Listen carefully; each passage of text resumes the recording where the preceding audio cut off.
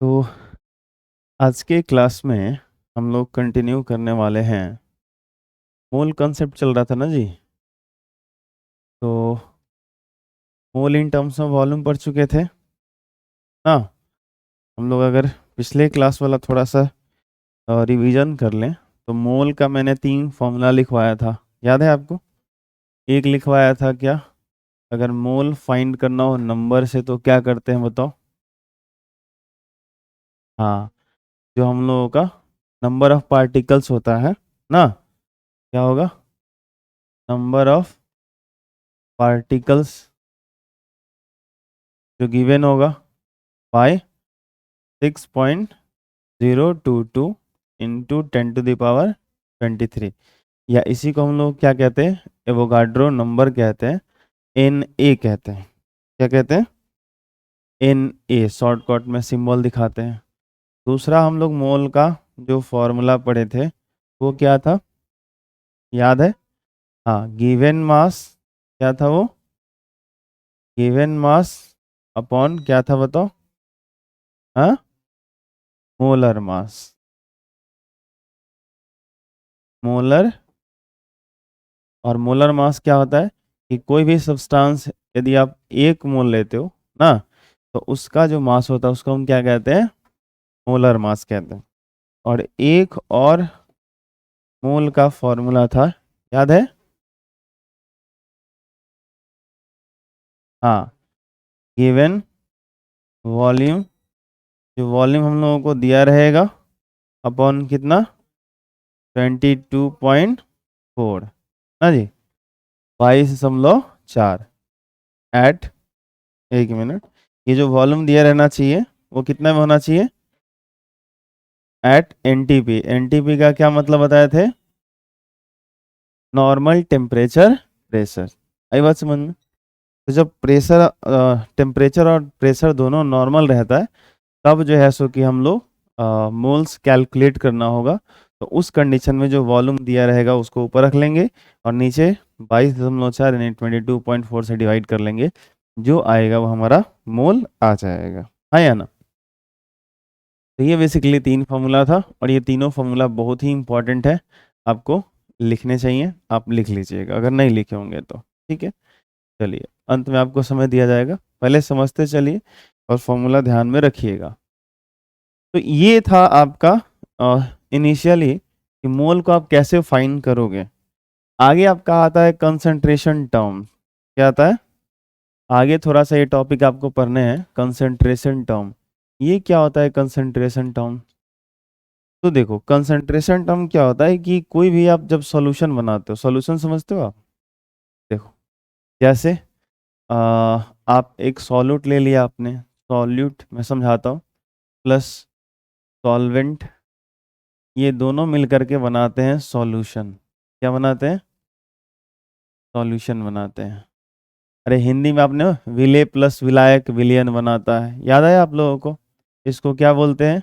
विले। इसको क्या बोलते हैं? विलायक। वो गीत सुना आपने, नायक नहीं खलनायक हूं मैं, है? हाँ, तो आपसे बोलना विले नहीं विलायक हूं मैं। तो ये क्या होता है ना, सॉल्यूट और कौन सा बोलो, सॉल्वेंट प्लस सॉल्यूशन। जैसे कहने का मतलब है, सिंपल समझाता हूँ। मान लो हमारे पास एक कंटेनर है, एक बर्तन है, ठीक ना? और इस बर्तन में मैं क्या करता हूँ कि सम अमाउंट ऑफ वाटर ले लेता हूँ, मतलब पानी की कुछ कुछ मात्रा ले लेता हूँ। मान लो ये है वाटर, क्या है बोलो? वाटर। आई बात समझ में? और इसके अंदर मैं क्या डाल देता हूँ थोड़ा सा, वो आपका जो है सो कि नमक या कोई शुगर वगैरह डाल देता हूँ। नमक डाल देता हूँ। क्या डाल देता हूँ? हाँ, ये जो वाइट वाला है ना, ये जो वाइट वाला है वो आपका NaCl है, सोडियम क्लोराइड है, सॉल्ट। क्या है बोलो? सॉल्ट। नमक समझते हो ना? हाँ, सॉल्ट, NaCl है। तो वाटर के अंदर मैंने डाल दिया, तो पानी का खूब सारा मात्रा था, उसके अंदर हमने थोड़ा सा नमक डाल दिया।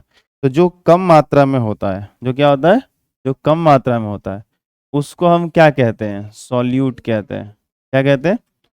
और जो ज़्यादा मात्रा में होता है उसको हम कहते हैं सॉल्वेंट। क्या कहते हैं? बोलो बोलो, उसको हम क्या कहते हैं? सॉल्वेंट, और इन दोनों को मिलाने पर ये जो बना है उसी को आप क्या कहते हो, सॉल्यूशन। ऊपर तो मैंने वही लिखा ना, आई बात समझ में। तो सबसे पहले ये नोट करोगे आप कंसंट्रेशन टर्म समझने के लिए कि सॉल्यूशन कौन सी चीज़ होती है, उसके लिए आपको पहले ये नोट करना है। पहले इसे आप कंप्लीट कर लें, नोट कर लें। कर लिया आपने यहाँ तक? चलो देखो, सिंपल बात क्या होता है कि जो ज़्यादा मात्रा में आप लेते हो उसको हम क्या बोलते हैं, विलायक, सॉल्वेंट। क्या बोलते हैं, सॉल्वेंट। और जो कम मात्रा में लेते हैं उसको क्या बोलते हैं, सॉल्यूट बोलते हैं, विलेय बोलते हैं, ठीक ना। और इन दोनों को मिलाने से जो हमारा बनता है उसको क्या कहते हैं, सॉल्यूशन कहते हैं, विलियन कहते हैं, ठीक। अब जैसे कहने का क्या मतलब है, मैं मान लो एज अ गेस्ट कोई आपके घर पे आया, ठीक। और गर्मी का मौसम तो है ही अभी, और उसको आपको थोड़ा सा वो चीनी और नमक मिला करके अच्छा सा जूस बना करके ऐसे पिलाना हो, तो आपने क्या किया कि एक गिलास वो पानी लिया, और एक मग पानी लिया और ग्लास ले गए, वो मिला मिला के देते ना हम लोग। और बढ़िया से जैसे कि चीनी के डब्बे में से एक चीनी का छोटा सा कण निकाला और उसमें मिला दिया, और उसको अच्छे से मिलाए जा रहे हो। एक चीनी का कण आपने उसमें अच्छे से घुला दिया और गेस्ट को जाके दे रहे हो, ये लीजिए शरबत, ठीक है। तो जब उस गेस्ट को पिलाओगे तो वो जो है सो कि क्या कहेगा कि आपने इसमें क्या मिलाया है कि नहीं, पूछेगा ना आपसे। क्यों पूछा, क्योंकि उसको थोड़ा सा भी मिठास समझ में नहीं आएगी। ऐसा आप करके देख सकते हैं। एक मग पानी ले लीजिए, मान लीजिए 4 गेस्ट आया हो, एक बाल्टी पानी लीजिए, उसमें चीनी का 2 कण डाल दीजिए, अब बढ़िया से उसको मिला दीजिए, मिलाइए बढ़िया से, ठीक है। और उसके बाद सब गेस्ट को पिलाइए, कहिए, कह के दीजिए कि यह शरबत, ये मत कहिए सादा पानी है, शरबत कहिए। तब देखिए वो कैसे आपके ऊपर, आपके चेहरे के ऊपर रिएक्ट करेगा, कहेगा अच्छा हमारे घर आना, हम भी तुमको शरबत पिलाएंगे, हाँ कि ना। तो वो कुछ अलग विशेष तरीके से आपको भी बनाकर पिलाएगा।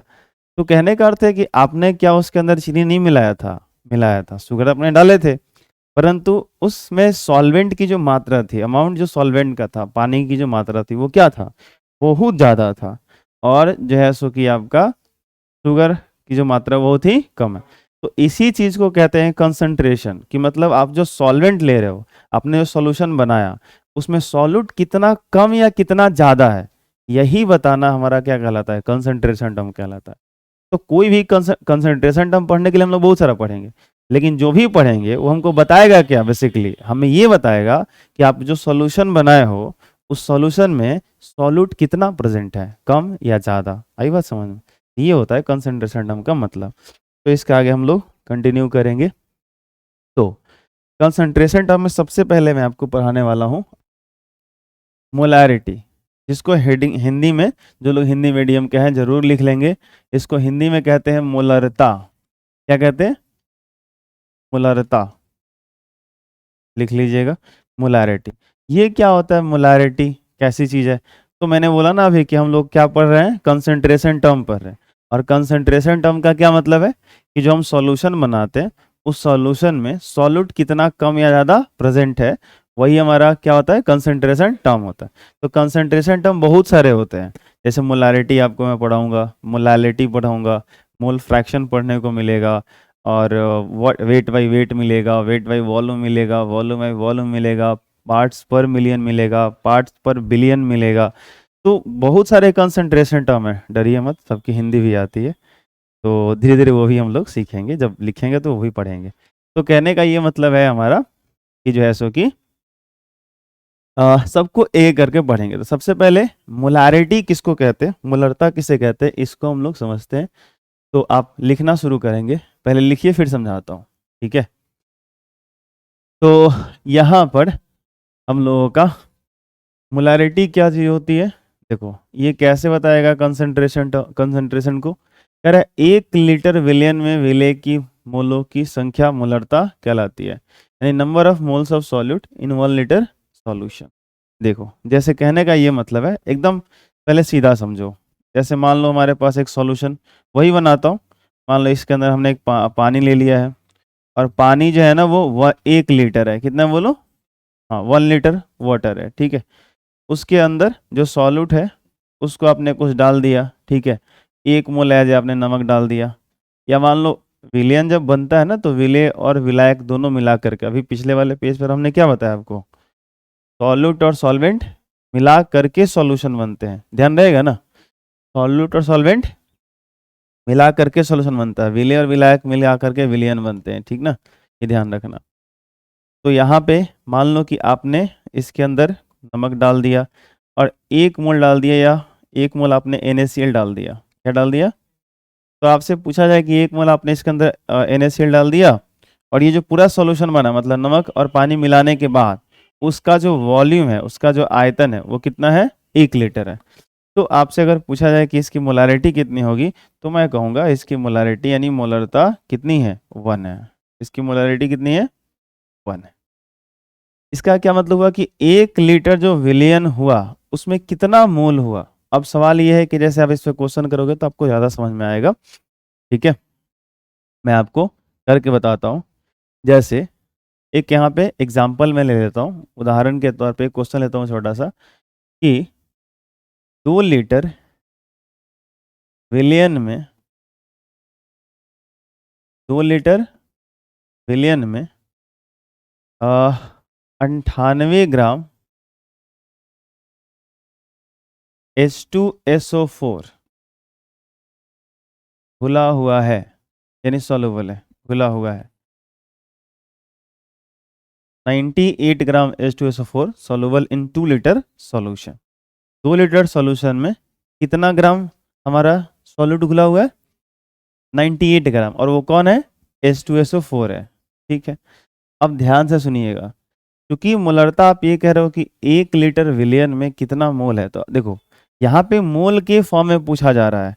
जैसे मैं बोलूँ कि इस कमरे के अंदर कितने लोग हैं, तो आई होप क्या करोगे, आप काउंट करना शुरू करोगे, 1 2 3 4 ऐसे करे काउंट करना शुरू कर दिया आपने, और आपने बोला 20 बता दिया आपने। लेकिन अगर ये ऐसे ही पूछा जाए कि इस कमरे में कितने आँख हैं, तो आप क्या बोलिएगा, हर किसी के पास ईश्वर ने 2 2 दे रखे हैं, और अच्छी बात है सबका सही सलामत है, तो कितना है, 40 है ना। अब बात समझो, तो बाहर में आप किसी से बोलो कि इस हॉल के अंदर जैसे कि 20 लोग रहते हैं, तो वो समझ जाएगा। अच्छा, बाहर ऐसे बोलो कि इसमें जितने भी लोग हैं कुल मिलाकर के 40 आंखें हैं, तो बताओ अंदर कितने लोग हैं, 20 ही लोग होंगे ना, हाँ कि ना।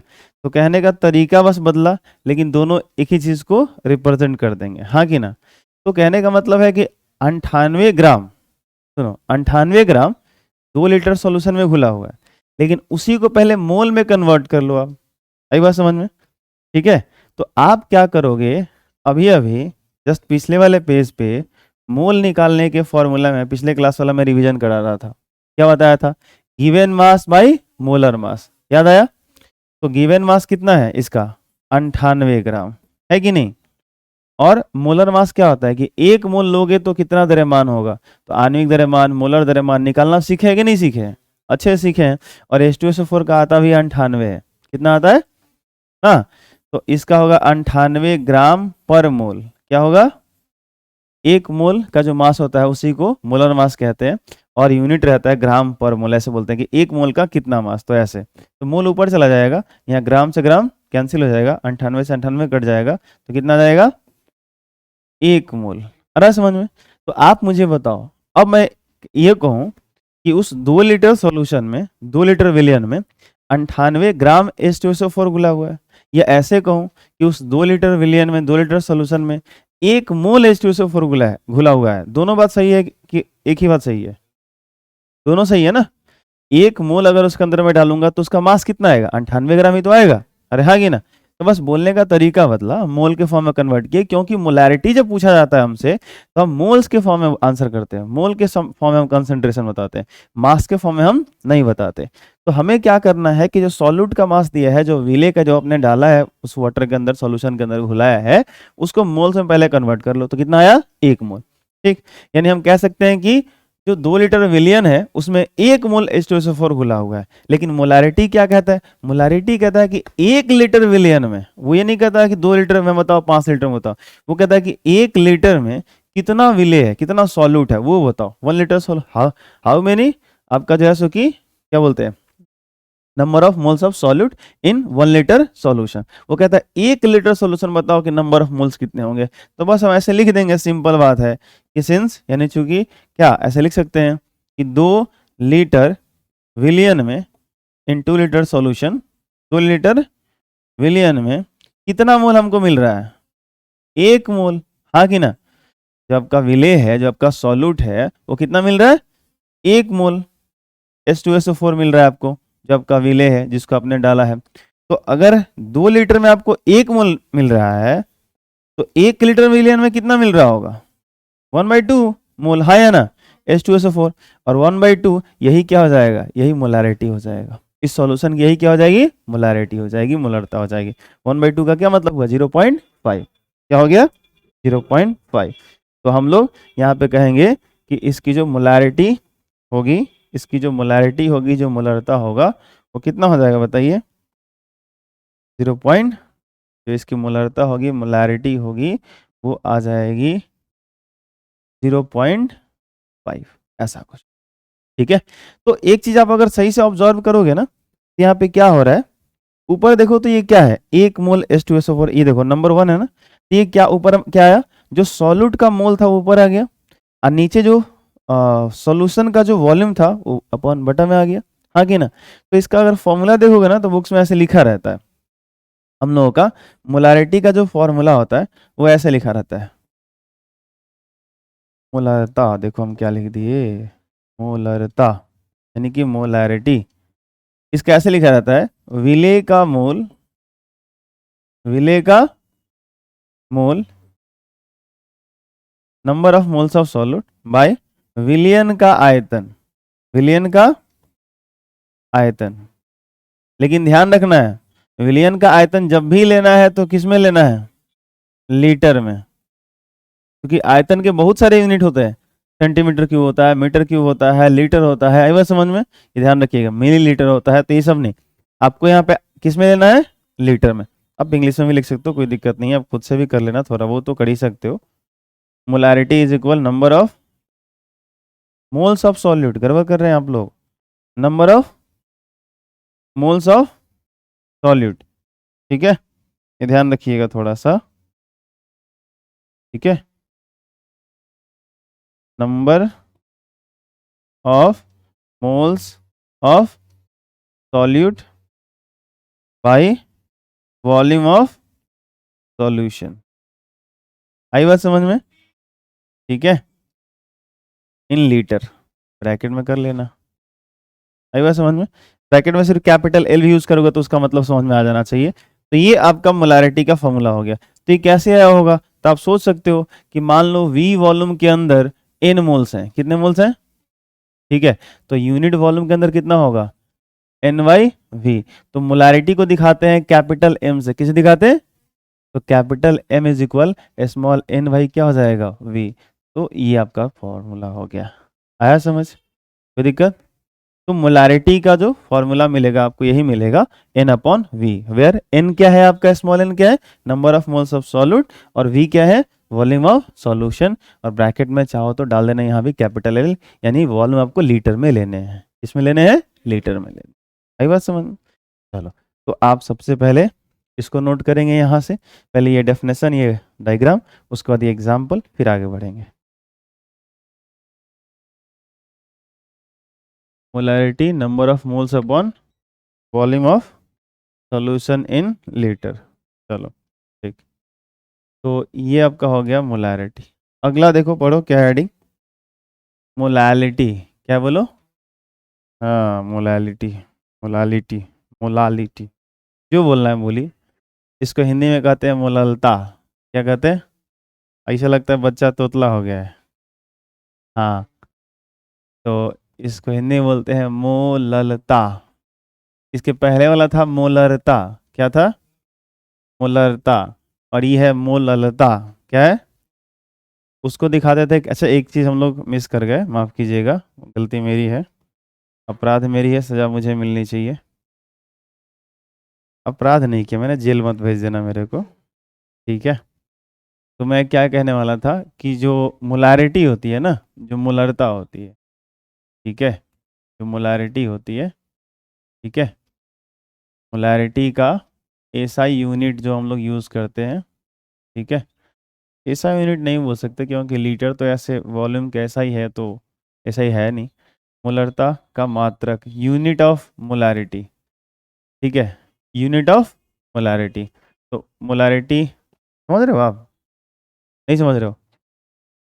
जैसे आप किसी चीज़ को मेजरमेंट करते हो तो यूनिट इंपॉर्टेंट है ना, क्योंकि यूनिट तो बताएगा कि किस चीज़ के बारे में बात कर रहे हो। अरे हाँ कि ना? ठीक है, अब चावल की दुकान पे जाकर थोड़ी ना बोलोगे 4 घंटा चावल दो, है कि नहीं? वहाँ तो केजी में बात करोगे ना आप। तो पता चलना चाहिए ना कि आप कौन सी चीज़ की पढ़ाई कर रहे हो आप। यही बात समझ। तो यूनिट बड़ा इंपॉर्टेंट चीज़ होता है कि नहीं? तो किसी ने आपसे पूछ दिया कि आपकी हाइट कितनी है, बोलोगे 4 kg है, तो फिर ये मजाक वाली बात है ना। तो हाइट के लिए, लंबाई के लिए आप मीटर यूज़ करते हो, मास के लिए केजी यूज़ करते हो, वॉल्यूम के लिए लीटर सेंटीमीटर की यूज़ करते हो। तो हर क्वांटिटी की अपनी एक यूनिट होती है जो आइडेंटिफाई करता है कि आप किसके बारे में बात कर रहे हो। यही बात समझ। तो यूनिट्स बहुत इंपॉर्टेंट होते हैं।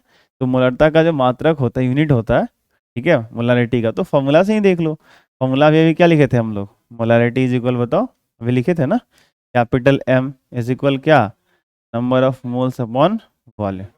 तो ये आपका ऊपर किस में आएगा, मोल्स में रखना है, मोल में ही रखना था ना। और याद करो एक टाइम था जब मैंने मोल को शुरू में, पहला क्लास याद करो, जब मैंने मोल पढ़ाया था, तो क्या आपको डिफाइन किया था मोल, कि मोल एज एक यूनिट है। याद करो सही से, हाँ कि ना?